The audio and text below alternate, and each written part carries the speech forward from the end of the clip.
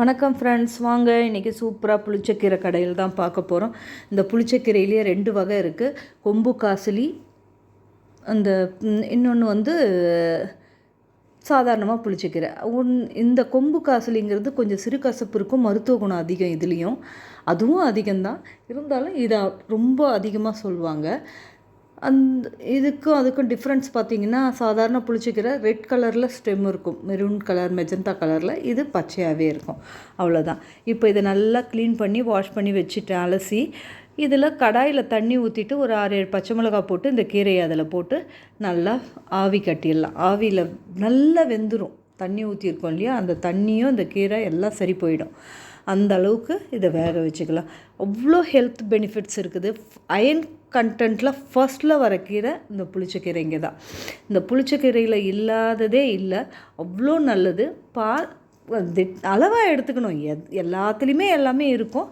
நம்ம எடுக்கும்போது ஒரு அளவுன்னு ஒன்று இருக்குது, அதுக்கேற்ற மாதிரி நம்ம எடுத்துக்கணும். நம்மளுக்கு அல்சர் இருக்கும், ஆனால் அடிக்கடி இதையே சாப்பிட்டோம்னா முடியாது. அதனால் எந்த உணவே மருந்துன்ற மாதிரி அதுவே நம்மளுக்கு பெரிய இதுவாக மாறிடக்கூடாது. எல்லாத்துக்கும் ஒரு லிமிட் இருக்குது. இப்போ வேக வச்ச கீரையை இறக்கிக்கலாம். மேக்ஸிமம் 5 மினிட்ஸில் வெந்துடும். இப்போது அதில் இருக்கிற பச்சை மிளகாலாம் முதல்ல கல் சட்டியில் போட்டு கடைஞ்சிக்கலாம். கீரையை கல் சட்டியில் போட்டு கடைஞ்சி சாப்பிடும்போது இருக்கிற சுகமே தனிங்க.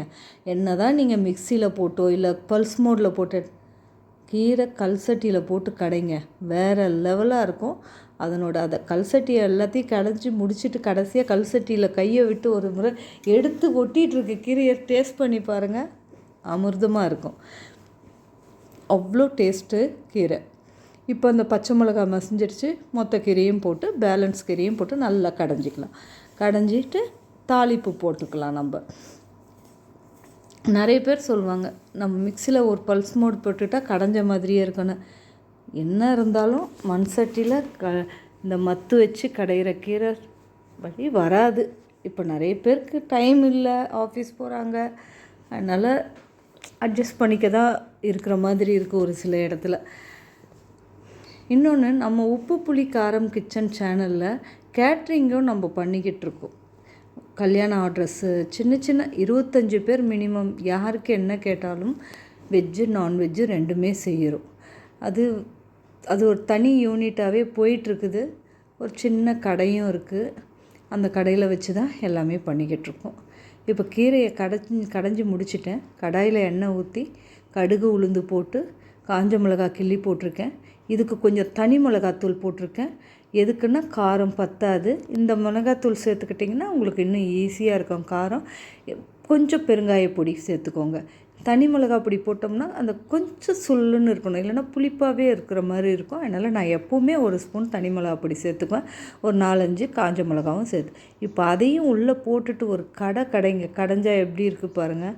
அப்படியே கீரை சாப்பிட்ணும் போல் இருக்குங்க. அந்த அளவுக்கு வெறும் வாயிலேயே ஸ்பூனில் எடுத்து சாப்பிட்டு போயிட்டே இருக்கலாம். அந்த அளவுக்கு ஒரு டேஸ்டியாக அந்த அரோமாவோடு இருக்கும்.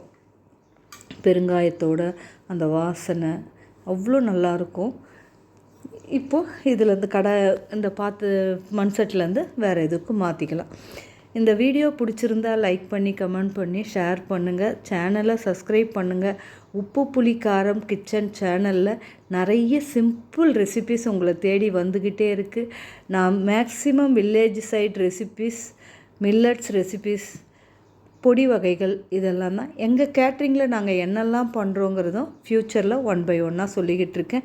சேனலுக்கு சப்போர்ட் பண்ணி சப்ஸ்கிரைப் பண்ணுங்கள். தேங்க்யூ ஃப்ரெண்ட்ஸ், பாய்.